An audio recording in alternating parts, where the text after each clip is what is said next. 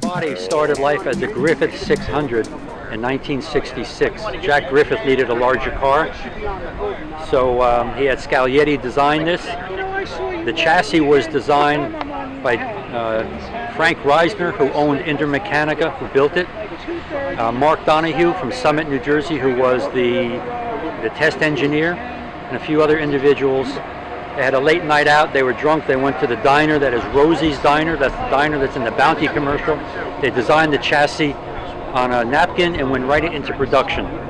9 cars were made. I had a 1968 version. When I tracked down one of those individuals, they told me to sell it because the way it was designed, it was a death trap.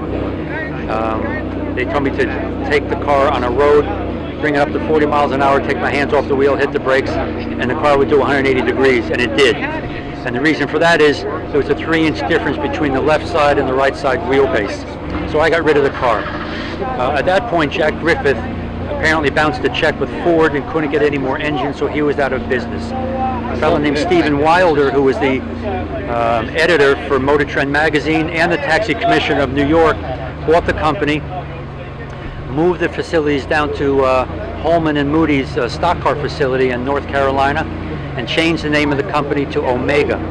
When General Motors heard about it, they sued them for trademark infringement and put Stephen Wilder out of business, although about a dozen or 2 Omegas were made all coupes.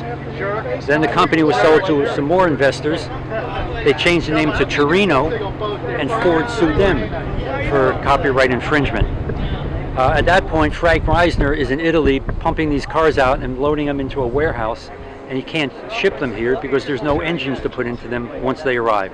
So Frank contacted Ford, made his own deal, and said, I'll buy the motors and the running gear, I'll install it in Italy, and I'll ship complete cars.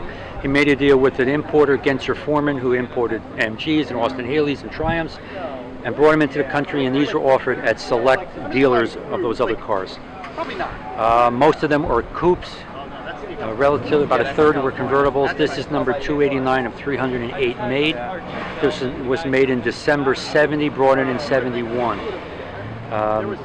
This is all original in terms of the paint features. It has been restored. The original cars had a 289 Ford, then a 302, and this has a 351 Cleveland. It has a Hurst. Ford prepared the engines? Yes, yes. It has a Hurst Ford, a Hurst linkage Ford 4-speed and a Ford 9-inch rear Girling disc brakes.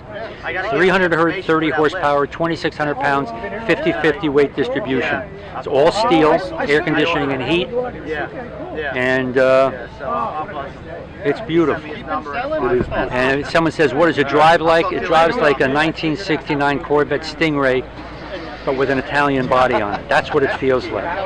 It does not have, it has a live rear axle, it's not an independent rear, but she'll cruise at 80, 90 all day long with no problem. And I've owned it for about 10 years, been offered a lot of money, and it's not for sale. So that's my story, and I'm going to stick with it. Alright. It's a beauty. You enjoy it?